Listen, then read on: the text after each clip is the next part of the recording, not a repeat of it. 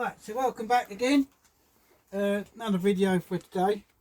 So as you can see, we've got all the components for this point out here. The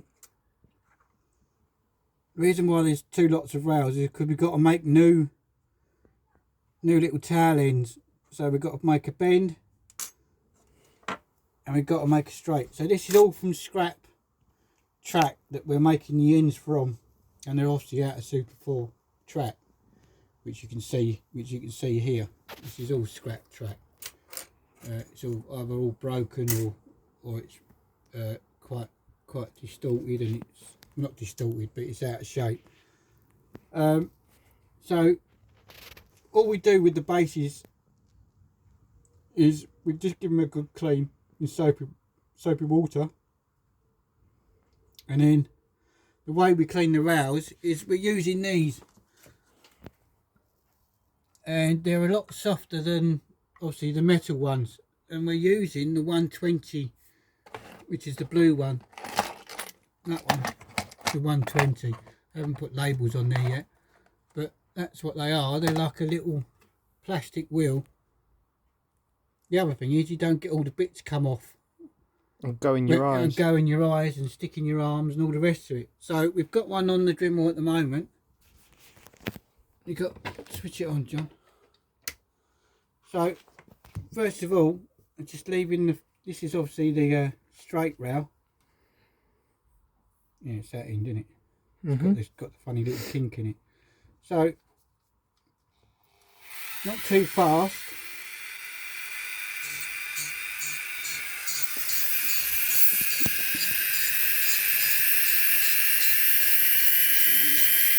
Because I don't want to take the surface off. Because as you know, these were originally coated, but as I've said before with the Super Series 3 track,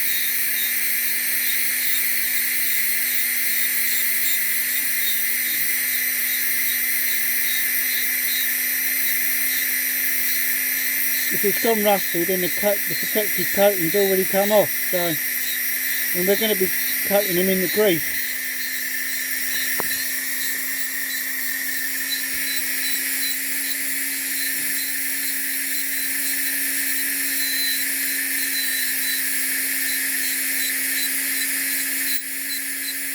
So just nice and gently, and you can see it's not actually scratching it.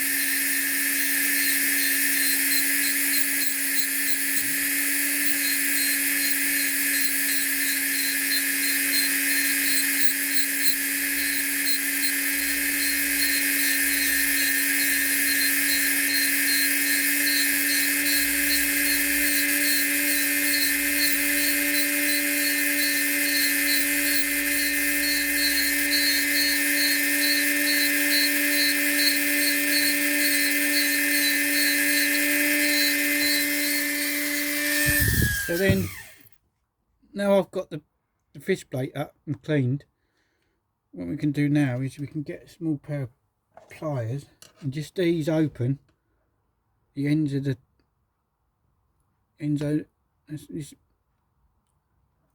hopefully we can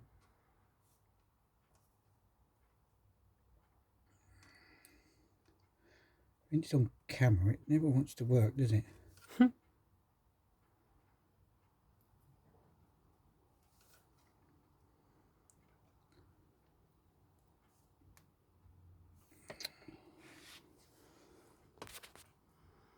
All the others have come off.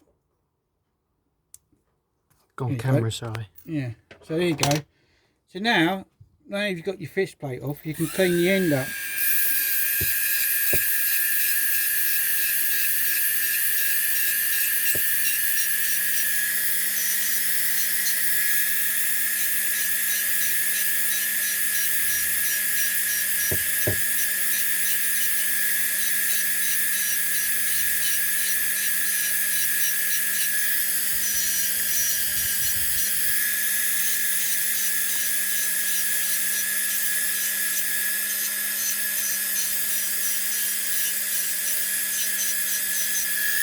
So there you go. So that's how we'll be doing them. Not saying it's the right way, not saying it's the wrong way. As I say, this is how we do it. And obviously these aren't so rough as the metal ones, so you're not actually scratching. You're not making a... Yeah, I mean, most of that is just dirt. Obviously the top of the rail is going to have rust on it because it hasn't been used for Christ knows how many years. But that's how we've done it. There's currently no fish plate on this one.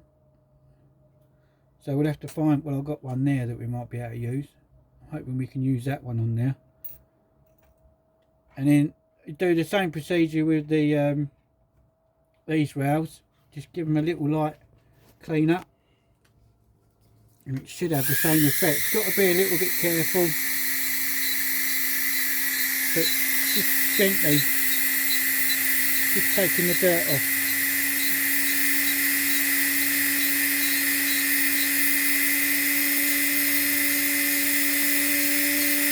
You don't want to actually remove any material from the point,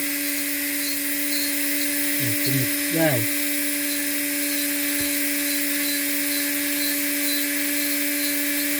So there you go. And then what we do is we'll wash, once they're clean, we wash them all down with the foamy stuff, with that stuff. Give them a coat of that. Then wipe them off, and then we use the old grease. Well, yeah, that stuff. Just to give them a bit. We've got some straights already there, already done. They're already coated. So they're not absolutely perfect, but they're damn sight cleaner than what was left. So that's how we do it. Obviously the job for this one as well is that we've obviously got to, we use the same process on these, or you can use your fibre pencil, whatever you want to do, but because these are quite bad I will just go over it with these. And again, just gently taking the dirt off.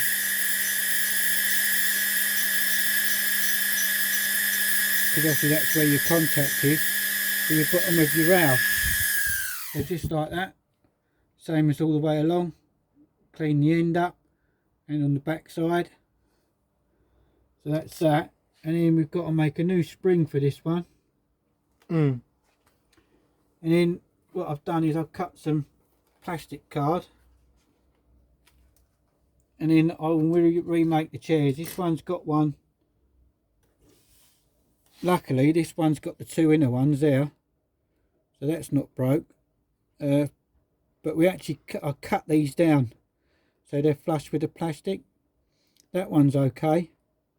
Obviously that one's missing now. That one's broke and that one's broke. So I shall just get the scalpel and just take those off and make them flush. This one was full of glue. That's why we've had to dig that out. But I'm hoping now we've got that cleaned out, this should, he says, this should now fit in there. You can see that, can't you? So that now when you, once that gets lined up, there's supposed to be a little bit of give in it. Obviously this one needs slightly adjusting, so that when the rail goes on, I haven't got any small ones, when the rail goes on in there like so, oh that is broken, yeah, that is up, yeah, it's broken. So when the rail goes in there like that, it actually sits down on it. The other thing we've got to make for this is another, there's a little tiny fish plate. Have you got another point there? Have you got one with line in? no. Yeah, there. I don't know whether you can see it on here because it's quite dirty. But there's a little tiny, like, quarter size fish plate that sits in there. As you can see it under there, which is very similar to a Series 3 fish plate. So what I've been doing is obviously cutting them down. Cutting the fish plates down. Has that got one on it? Yeah. So I've been cutting them down so they just fit the rail, so they slide up the rail.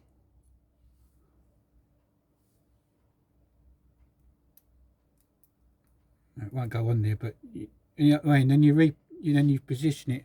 That's what we did with the one we just finished. So,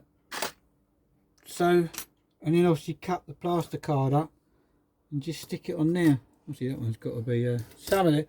We've checked some of these. Some of them will be useful for parts. Yeah, just glue them once they're off, and then just reuse them. The glues I'm using is EMA Plastic World, because it's a better bond. But yeah, that's just the process of cleaning them, and I think that looks a lot better. And how we did it the first time. You know, it's not scratching. You know, with the metal ones, if you look closely, you can see scratches on the surface. Well, yeah, before we used them, wasn't it? We had a little bit of glass with sandpaper on it. Yeah, when we first started. And WD-40. So that's it basically. That's how we do them. So I'm not saying it's the right way. I'm not saying it's the wrong way, but that's how we do it. So if you've got any more questions, obviously if you've got any more questions, then please do ask. That's what this channel's all about, and group. It's all about helping each other out and seeing if we can make life easier. If you want another, what I'll do is, if we get this to a point where I'm making the rails, I'll do another video. I'm not going to do it now because it takes so long, but what I'll do is I'll break down the process of maybe making the chairs, the new chairs, and then we can do it that way. But on the last point we did, the pin was missing, or it was broken. You can just see it. Can you see it on there? That's a little activator pin. You know, the little arm sits on it like that. So that's what activates the point. You know, when you move it, it's what operates the blades. So we actually used a trusty old toothpick in that one. I think it's over there, isn't it? Yeah. But the tricky bit is making the springs. Yeah, it's quite fiddly diddly because they're tiny weeny little things, aren't they? Yeah. When you compare them to a Series 3 one. To a Series 3 ring, Series 3 spring, they're diddly widdly. I think that is a proper one actually. But oh, I think that's one I made. It didn't quite work. That's one I made. But yeah, fiddly diddly is the and then one day Mother will finish to get the wagons finished. So we've got a lot going on, so please do stay tuned, as the saying goes. But thanks for watching, and we'll be doing some more soon. Bye for now.